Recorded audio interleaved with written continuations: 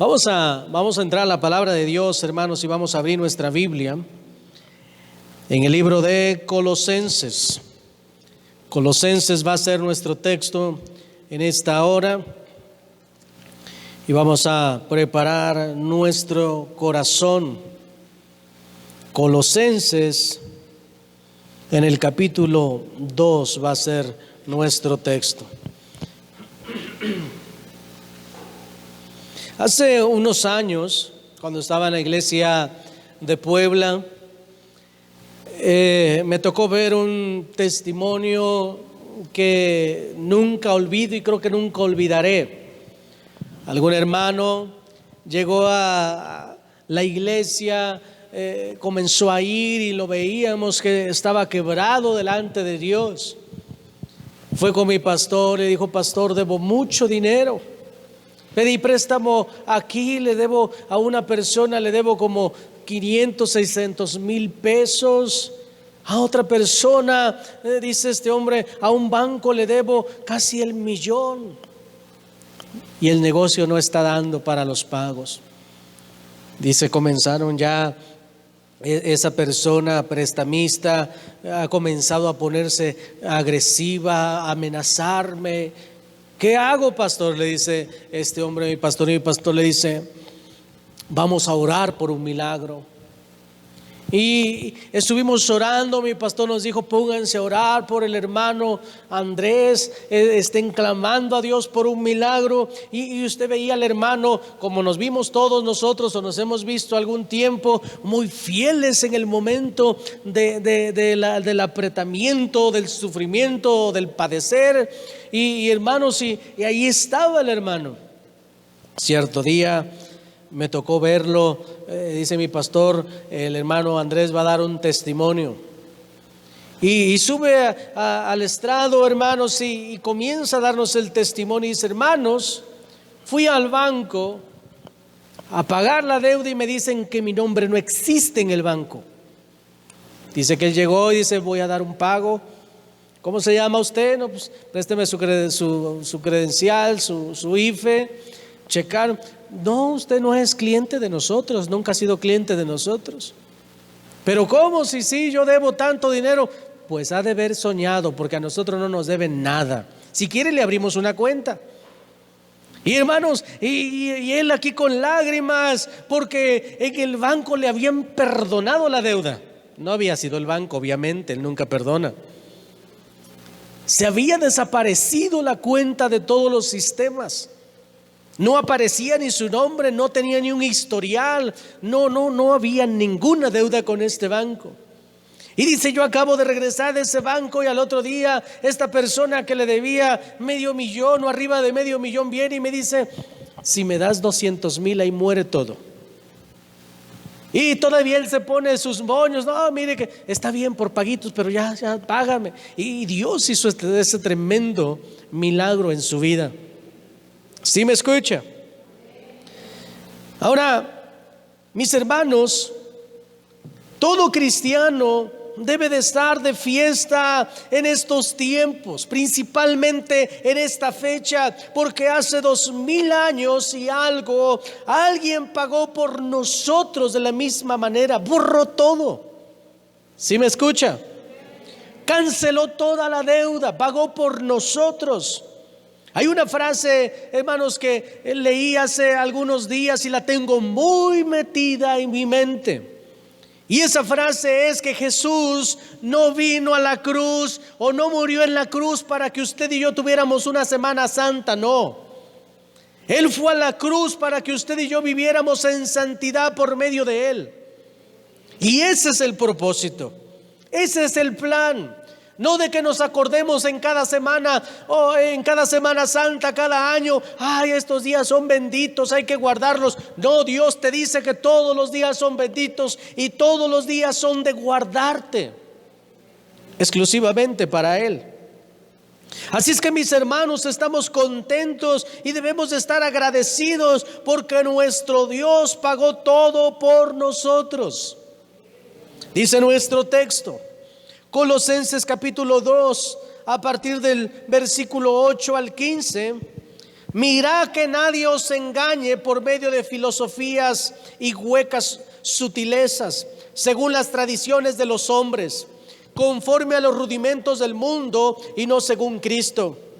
Porque en Él habita corporalmente toda la plenitud de la deidad, y vosotros estáis completos en Él, que es la cabeza de todo principado y potestad.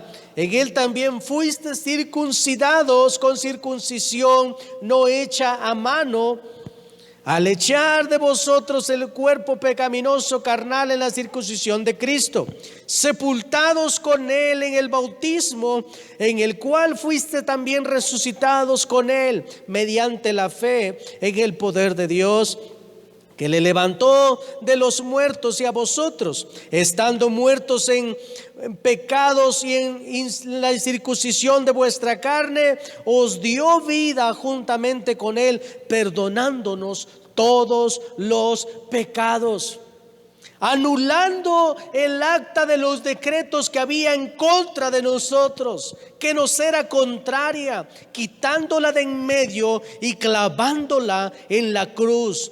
Y despojando a los principados y a las potestades, los exhibió públicamente, triunfando sobre ellos en la cruz. Vamos a orar. Padre, te damos gracias, Señor, primeramente por ese sacrificio. Padre, gracias por la salvación. Padre, gracias por la iglesia. Gracias porque nos hablas, Señor. Gracias por tu palabra. Te pedimos que tu Espíritu Santo sea tocando nuestro corazón.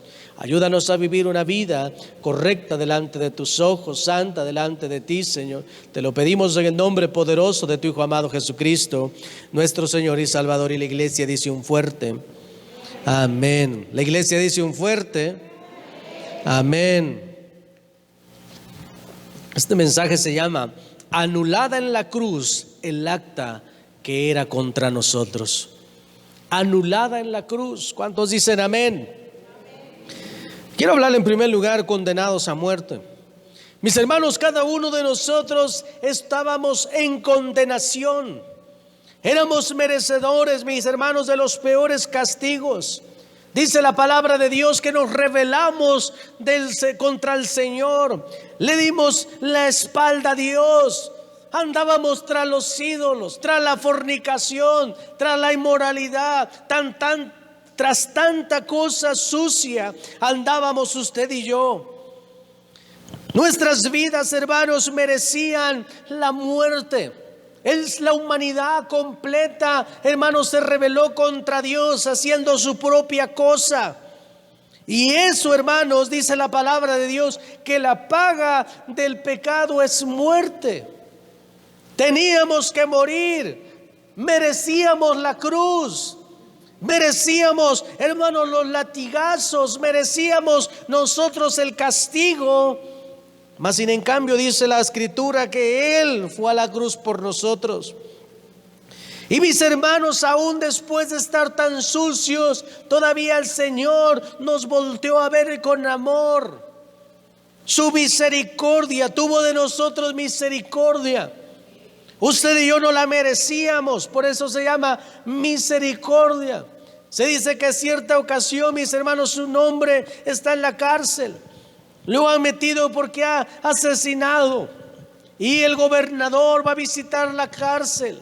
Y cuando este gobernador va pasando, él le dice: ten misericordia de mí.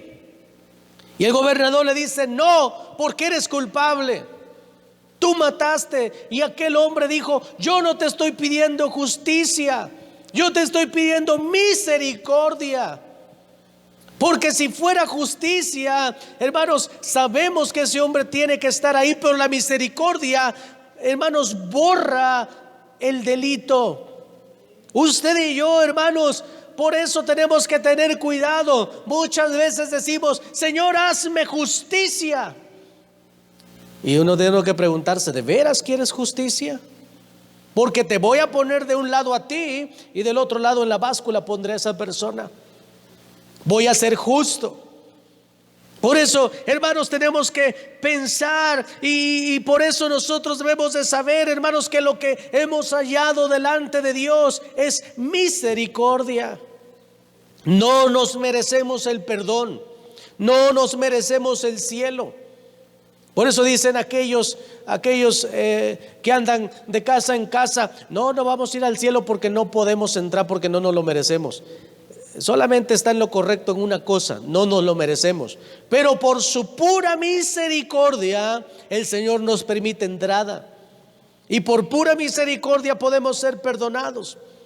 Mis hermanos, y aunque el ser humano se apartó de Él, nuestro Dios no nos pagó con la misma moneda. Estábamos condenados a muerte, condenados al infierno, y Dios proveyó un rescate por nuestras almas. Sabemos, mis hermanos, que la paga del pecado es muerte, y eso no ha cambiado. Por esta razón, porque alguien tenía que morir por nuestros pecados. Usted y yo teníamos que morir, pero el Señor Jesucristo dijo: aquí está mi vida, yo muero por ellos. Y Dios proveyó salvación para usted y para mí. El Señor Jesucristo tuvo que morir para que tú y yo fuésemos salvos, y fue en esa cruz del Calvario. Esa cruz, hermanos, era para nosotros, pero Dios tuvo misericordia.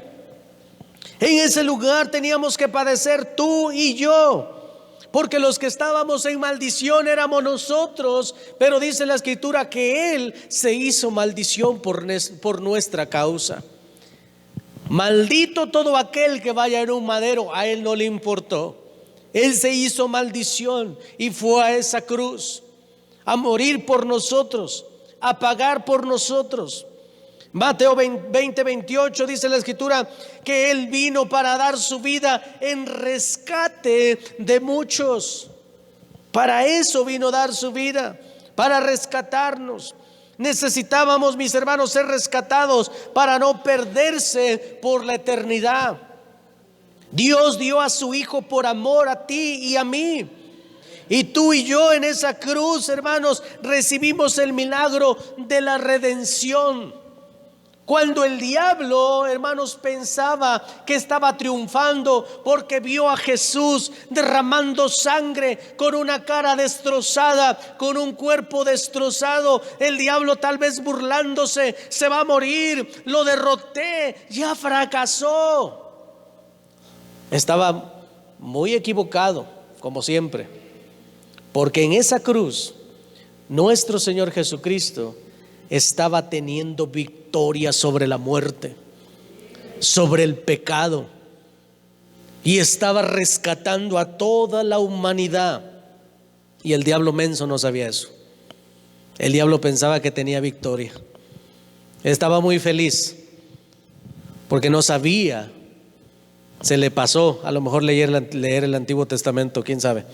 Pero el diablo loco pensaba que Jesús estaba fracasando, así como el Papa. Hace unos meses o hace un año el Papa dijo: el fracaso de la cruz, que Cristo fracasó en la cruz. Está loco. Jesús en la cruz tuvo la victoria más grande para nosotros, porque Él es victorioso. Pero para nosotros en la cruz, hermano, nos rescató. Para nosotros esa cruz, hermano, significa mucho, porque es un símbolo en el cual, hermano, nosotros no llegamos a Él. Cristo llegó a la cruz para que usted y yo no llegáramos a ella. ¿Sí me escucha? Y vimos la redención ahí. Y así como este hermano llegó al banco y quiero dar un pago, no había deuda. Y cuando tú vienes a Cristo, tienes que saber que Dios pagó la deuda. Y de ahí para adelante, mis hermanos, tenemos que tener cuidado de estar en Cristo Jesús, porque Él es el que pagó.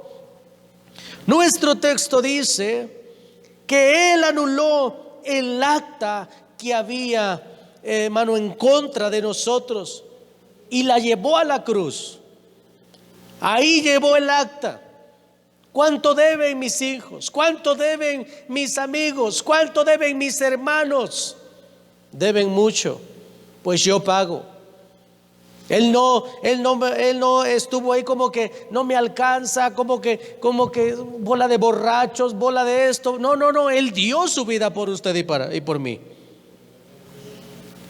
¿Cuántos me escuchan? Y es en este evento, hermanos, o este evento es el que debemos de recordar y agradecer durante toda nuestra vida. Y es que, hermanos, puede haber personas que no pueden ver el sacrificio de Cristo, sino que solamente observan beneficios terrenales. ¿Cuánta gente, hermanos, busca la iglesia por beneficios terrenales sin ver la cruz de Cristo? ¿Sí me escucha? Mire, una de las cosas que me llamó la atención, o que me llaman la atención, es cuando tú lees la Escritura y te das cuenta de la idea que se hicieron los judíos. Perdón, la idea que se hicieron los judíos del Mesías. La palabra de Dios nos promete desde el Antiguo Testamento un Salvador, y los judíos lo saben, y ellos se hacen su propia idea, y esa es una idea, hermanos, no exenta de este tiempo. Y una de las cosas, hermanos, que vemos en la Escritura es que ellos hablan de un Mesías, de un Mesías que los viene a rescatar de los romanos. Y dicen, no, pues este Mesías va a venir a rescatarnos de los romanos, nos va a traer un reino, Él va a ser el rey, nos trae un reino. Y no es la idea más absurda, pero también es la misma idea que tú y yo pudimos haber tomado en ese tiempo. Pensaban, hermanos, que el Mesías los liberaría de los romanos y que les daría un reino terrenal. Cuando se les pregunta, ¿este es el Mesías?, ellos responden, no, ese no es el Mesías, crucifíquenlo. Ese no es el Salvador. ¿Por qué? Porque ellos esperaban a un Salvador montado en un caballo grande con poder y que dominara, hermanos, a Roma, y que levantara un reino en Israel y nadie pudiera contra ese reino. Ellos pensaban de esta manera. ¿Sí me escucha? Y es que, hermanos, cuando nosotros no entendemos el milagro de la redención, lo que Cristo hizo en la cruz, nos vamos a frustrar, así como los judíos. No, este no es el Mesías porque no nos ha rescatado. Este no es el Mesías porque aunque hace milagros, a lo mejor es un demonio el que hace eso. Ellos tienen sus propias expectativas. Y hay cristianos hoy en día que tienen sus propias expectativas. Voy a ir a la iglesia y si no me sana, no está Cristo ahí. O sea que lo vas a obligar a que te sane. O sea que no puedes ver el sacrificio de la cruz. Lo que quieres es que te sane el pie aunque te vayas al infierno. ¿Cuánta gente, hermanos, busca milagros pero no busca mantenerse en la santidad? No, Señor, un milagro financiero. Todos deseamos un milagro financiero. Señor, que el pie se me componga, que este dolor se quite, que esto. Qué bueno, déjame decirte que Dios no está en contra de eso. No estoy predicando en contra de los milagros. Él es el que más desea bendecirnos y sanarnos. Pero ese solamente, mis hermanos, es un resultado de vivir una vida salva. Porque lo que estamos haciendo aquí en la iglesia es reconociendo el sacrificio que Dios hizo en la cruz del Calvario. Puede venir una persona por su favor, y si Dios no sana esa enfermedad, esa economía, ese problema, esas personas se van, y lo hemos visto en las iglesias. Gente no busca mantenerse fiel ante un Cristo que ya pagó el precio para que esa persona no vaya al infierno, pero esa persona no ve eso. La persona está concentrada en los beneficios terrenales. Y es ahí donde muchos cristianos resbalan. No, es que no me está yendo bien, entonces significa que pues Dios ya no está conmigo. No, y lo que hizo en la cruz del Calvario, ¿qué significó? ¿Fue un juego? A lo mejor le clavaron una espinita en la frente y lo colgaron de un arbolito nada más ahí para que sintiera media hora. Dio su vida, derramó su sangre, dice Isaías que fue desfigurado. Algunos estudiadores han descubierto, hermanos, que en aquel tiempo a los látigos les ponían huesos, colmillos, les ponían, hermanos, acero como si fuera uña de gato, y así desgarraban el cuerpo de nuestro Señor Jesucristo. Su rostro no es como lo pintan ahí en una crucecita con una gotita de sangre por acá, poquitito rojito por acá. No, Jesucristo quedó desfigurado por ti y por mí. Y eso es lo que tenemos que recordar. ¿Sí me escucha? Él no fue a la cruz, hermanos, para que tú tuvieras un carro nuevo. Él no fue a la cruz para que tú tuvieras un trabajo espectacular. Él no fue a la cruz para que tú no caminaras chueco.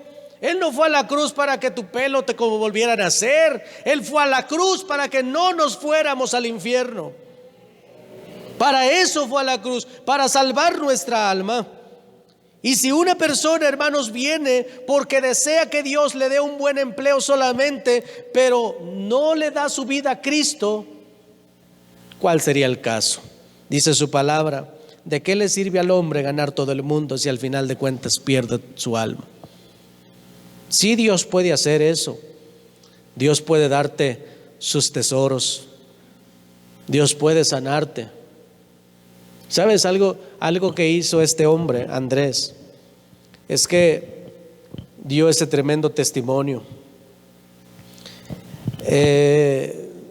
¿Sabes?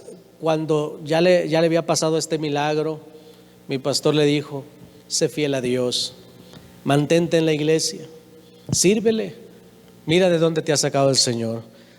¿Sabe por qué? Él pensaba en suicidarse y el Señor le había dado una oportunidad más. Pero de repente se empezó a ocupar el negocio. ¿Qué pensamiento le haría llegar el diablo? Mira, ya no tienes deudas, échale hartas ganas al trabajo para que hagas ese dinero que debías y ahorita ya te lo quedas tú. La iglesia te estorba. Y comenzamos o dejamos de verlo. Y mi pastor le hablaba y como estaba cerca de la iglesia el negocio, pasaba: hermano, ¿cuándo lo vemos? Ay, hermanos, que estoy bien apurado en el negocio. Después de que Dios le perdonó, no solamente murió por él, no solamente dio su vida a Cristo por él y por nosotros, sino que le había ayudado aquí en la tierra acondonándole, cancelando una deuda más. Y él no se pudo quedar con Dios. Pasó el tiempo. Después, hermanos, lo veíamos. Usted veía solamente un zombie. Llegué a ir como un año después a ese negocio y le digo: ¿cómo está? Pues ahí vamos, es que no deja el negocio y usted los ve con problemas matrimoniales, los hijos andan mal, todo anda mal. Y uno dice: ¿qué necesidad? ¿Qué necesidad? Pero ¿sabes cuándo sucede la confusión? Cuando el ser humano está pensando como pensaban en aquel tiempo los judíos: Cristo es el que me tiene que dar rescate aquí en la tierra. Él me tiene que rescatar de mis deudas. Sí, lo puede hacer y nos lo ha mostrado 1000 veces, pero no es el punto de venir a la iglesia. Jesús, hermanos, fue a la cruz para librarnos del infierno, porque solo Él puede tener vida eterna, o solamente en Él se puede tener vida eterna. Todas las bendiciones, mis hermanos, que usted ve son como resultado de ser salvo, de vivir para Cristo. Las personas pueden recibir milagros, sí, claro que sí, estamos de acuerdo con eso y a favor de eso, y oramos para que sucedan milagros. Pero el mensaje no es: ven y toma tu milagro y anda, vete. No, el mensaje es: ven y entrégale tu vida a Cristo, y Él te llenará de favores, como dice la escritura en Mateo 6:33. Busca primeramente el reino de Dios y su justicia, y todas estas cosas vendrán por añadidura. El Señor no dice: ven, llévate tu milagro y ahí luego te acuerdas cuando te vaya bien del Señor. No, Él dice: pon en primer lugar. Y también la escritura dice: el que es fiel en lo poco es fiel en lo mucho, o será puesto también sobre lo mucho. Hay gente, hermano, que está esperando servirle a Dios cuando le vaya bien. Ay, nada más me hago rico y no, yo voy a dar todo ahí en la iglesia. Ah, sí, nomás te haces rico. Pues ¿qué crees? El diablo ya te jugó chueco. Esa mentalidad no viene de Dios. La mentalidad de Dios es: sé fiel en lo poco. Porque en lo poco, quien es fiel en lo poco, Dios puede confiarle más y más y más y más por su fidelidad. Pero el que en lo poco tropieza, ¿qué le puede dar el Señor si con poco se anda resbalando? Si con tan poquito se va de la iglesia, si con tan poquito se anda chequeando. Por eso a veces una de las cosas que más me molesta, mis hermanos, es que hoy en día escuchamos en las iglesias: me fui porque me saludaron mal. ¿Qué tontería? ¿Cómo que me fui porque me saludaron mal? O sea que tú ibas por el saludo de la señora esa, del señor ese. No te importó la cruz, no te importó el sacrificio de Jesús. Te está importando cómo te saludaron. Ay, es que predican fuerte. Pues hay que predicar quedito, yo creo. Mis hermanos, la iglesia es el lugar establecido por Dios como el taller, como el lugar donde va la masa para hacer la pieza de barro, donde va lodo. Usted y yo venimos como lodo, con piedras, con tanta cosa. Y la casa del alfarero está para moldearnos. Y si nos tienen que lastimar, pues que nos lastimen. Y si nos tienen, hermanos, que volver a hacer, pues que nos vuelvan a hacer. Porque a eso venimos. Por eso puse ese versículo ahí. Dice el Señor: ¿no podría ser yo así, oh casa de Israel? O sea, lo que está diciendo, miren, de que se puede, se puede. Solamente cada quien decide: voy por ti o tú vienes. Mejor venimos. Aquí estamos, Señor. Trata con nosotros. Los judíos, hermanos, de aquel tiempo esperaban que el Mesías los liberara de su enemigo. ¿Sabe quién era su enemigo? El César. No, porque el Mesías nos va a liberar del César. El Señor Jesucristo, hermanos, vino a liberarlos y a liberarnos de un enemigo más grande. Y no le estoy dando gloria. De un enemigo superior, Satanás. Ese es el enemigo que vino a derrotar nuestro Señor Jesucristo. No se compara con el César. ¿Cuántos me escuchan? Ellos querían ser libres de la esclavitud de Roma. El Señor Jesucristo nos vino a liberar de la esclavitud del pecado. ¿Cuántos dicen amén? Ellos querían, hermanos, un reino terrenal. Dios vino a darnos un reino celestial. Y eso es lo que mucha gente, hermanos, todavía sigue como en aquel tiempo. Viendo lo que pueden obtener en la tierra, no están observando los beneficios que Dios nos puso a la disposición. No sé, hermanos, pero una de las cosas que yo oro a Dios es: Señor, nunca permitas que vuelva yo atrás. Nunca permitas. Es más, le tengo miedo a ese Sergio, al del pasado. Señor, nunca permitas que vuelva atrás. Ayúdame a ir hacia adelante siempre, mantenerme fiel ante tus pies, mantenerme ahí. El acto de la cruz, mis hermanos, es mucho más poderoso de lo que usted y yo imaginamos. Más poderoso de lo que nos enseñaron culturalmente. Más enseñoso, más poderoso de lo que un teólogo puede explicar acerca de la cruz. La cruz es más poderoso, el acto de la cruz es más poderoso, hermanos, de lo que el universo pudiera entender, porque ahí fue clavado nuestro Señor Jesucristo. Cuando llegamos a Cristo, hermanos, experimentamos muchas bendiciones, pero el propósito del Señor es rescatarnos de las manos del maligno, de la esclavitud del pecado, del poder del enemigo. La Escritura nos dice que el mundo entero está bajo el maligno. Pero cuando tú vienes a la cruz, cuando tú vienes al sacrificio de Cristo, ese poder del maligno no vale nada. El Señor ya pagó por todos nosotros. ¿Cuántos dicen amén? Y todo aquel que se rinda a Él puede disfrutar de esa libertad. Es triste que gente diga de los cristianos: ay, allá los manipulan, están esclavizados. Si supieran que los esclavos son ellos. Si supieran que todos los que estamos aquí podemos alabar libremente, podemos caminar libremente, libres de ataduras, libres, hermanos, de tantos males a causa de ese sacrificio, de ese precio que Cristo pagó. Estaba escuchando, he estado leyendo acerca de una creencia que tienen los musulmanes, y ellos dicen que Jesús fue un profeta que vino a los judíos, pero que fue derrotado. Y el diablo así quiere ver a Jesucristo, como en una cruz ahí colgado. Por eso yo no estoy de acuerdo con los crucifijos ni con nada de eso, porque mi Cristo ya no está en una cruz, Él está a la diestra del Padre. Y eso piensan los musulmanes, y eso piensa uno que otro por ahí, que Cristo no triunfó en la cruz. No, Cristo triunfó en la cruz, dice nuestro texto.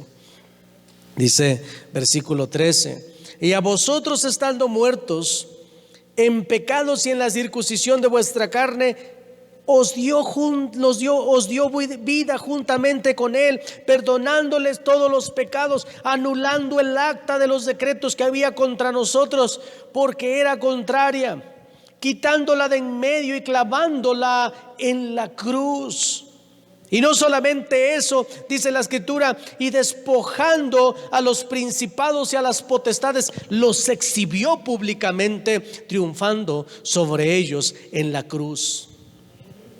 Él estaba triunfando ahí en la cruz contra el diablo, contra la muerte, contra nuestros males, contra la enfermedad. Él ya pagó.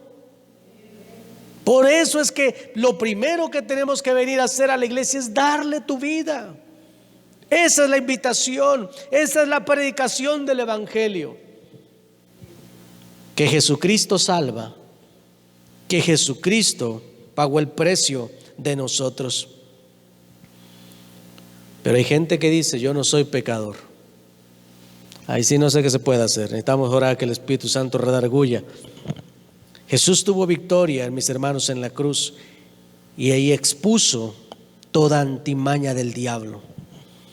El Señor en la cruz, cuando Él estaba en la cruz, una de sus palabras, o la última palabra que Él dijo es: consumado es. Esta palabra de consumado es significa está pagado. Consumado es, anulando la acta de los decretos que había contra nosotros. En la antigüedad, cuando a una persona cumplía su sentencia, se le daba el papel, se le daba el decreto original, para que cuando lo vieran en la calle y le dijeran: ¿te saliste de la cárcel? No, aquí está el papel, cumplí mi sentencia, está pagada. Y Jesús dice: consumado es, está pagado, no hay deuda, solamente quédate en Cristo porque Él pagó. No salva a Mahoma, no salva a Carlos Russell, no salva Buda, nadie de ellos salva. El único que salva y el único que murió por nosotros se llama Jesús el Señor, y en Él tenemos que permanecer. Primera de Corintios capítulo 15, del versículo 55 al 58 dice: ¿dónde está, oh muerte, tu aguijón? ¿Dónde está, oh sepulcro, tu victoria? Aquel aguijón de la muerte es el pecado, y el poder del pecado la ley. Mas gracias sean dadas a Dios, porque nos da la victoria por medio de nuestro Señor Jesucristo. Así que, hermanos míos, amados, estar firmes y constantes, creciendo en la obra del Señor siempre, sabiendo que nuestro trabajo en el Señor no es en vano. Ya llegaste a Cristo, ya eres salvo, ya pagó. Ahora mantente sirviéndole con una vida agradable al Señor. Tenemos victoria, mis hermanos, por medio de nuestro Señor Jesucristo. Así es que manténgase firme, manténgase constante, creciendo en la obra de Dios siempre. Esta es la recomendación, mis hermanos, del apóstol Pablo. Creciendo en la obra del Señor siempre, no quedándose estancados, sabiendo que el trabajo en el Señor no es en vano. Qué poderoso. ¿Cuántos dicen amén? Nos rescató, nos redimió, pagó todo, mis hermanos, por nosotros. Ahora solo tienes que permanecer en el Señor, tener una vida en santidad. Tenemos un llamado a vivir limpios y puros, a vivir en santidad. Primera de Pedro, capítulo 1, versículo 13 al 19, dice la Escritura: por tanto, ceñid los lomos de vuestro entendimiento, sed sobrios y esperar por completo en la gracia que se os traerá cuando Jesucristo sea manifestado. Como hijos obedientes, no os conforméis a los deseos que antes tenías, estando en vuestra ignorancia, sino como aquel que os llamó es santo, sed también vosotros santos en toda vuestra manera de vivir, porque escrito está: sed santos porque yo soy santo.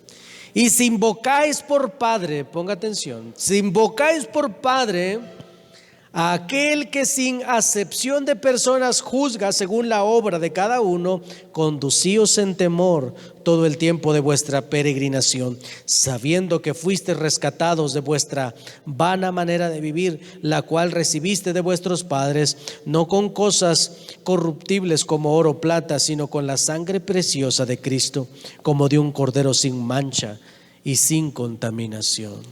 Ese es el deseo de nuestro Dios. Primera de Pedro 2, 21, 25, dice la palabra del Señor: pues para esto fuisteis llamados, porque también Cristo padeció por nosotros, dejándonos ejemplo, para que sigáis sus pisadas, el cual no hizo pecado, ni se halló engaño en su boca, quien cuando le maldecían no respondía con maldición, cuando padecía no amenazaba, sino que encomendaba la causa al que juzga justamente, quien llevó él mismo vuestros pecados en su cuerpo sobre el madero, para que nosotros, estando muertos a los pecados, vivamos a la justicia, y por cuya heridas fuimos sanados. Porque vosotros éramos como ovejas descarriadas, pero ahora habéis vuelto al pastor y obispo de vuestras almas. Algo poderoso, mis hermanos. Termino con este texto. Que Dios se glorifique en nuestras vidas. Que Dios siga moviendo su mano a nuestro favor. Dice la palabra de Dios en Gálatas capítulo 4, versículo 4 y 7. Gálatas 4, del 4 al 7. Pero cuando vino el cumplimiento del tiempo, Dios envió a su Hijo, nacido de mujer y nacido bajo la ley, para que redimiese a los que estaban bajo la ley, a fin de que recibiésemos la adopción de hijos. Y por cuanto sois hijos, Dios envió a vuestros corazones el espíritu de su Hijo, el cual clamaba: Padre. Así que ya no eres esclavo, sino hijo, y si hijo, también heredero de Dios por medio de Cristo. Solamente en Cristo. Así es que, mis hermanos, si usted cuando viene a la iglesia no puede ver el sacrificio de Cristo, solamente se puede frustrar. Ay, es que no ha hecho esto. Me voy porque no ha hecho lo otro. No me quedo porque no hace lo que yo quiero. No va a hacer lo que usted quiere ni lo que yo quiero. Él tiene preparado algo más grande que lo que usted piensa. Y Él ya pagó por usted. Cuando usted va y compra algo en la tienda, imagínese que lo que compró se regrese a la tienda. No me gustó el amo. ¿Verdad que no? Lo que ya compró es suyo. Lo ocupe para lo que lo ocupe. Afortunadamente Dios es bueno y nos va a ocupar para la salvación de las almas. Quiero que incline su rostro en esta mañana.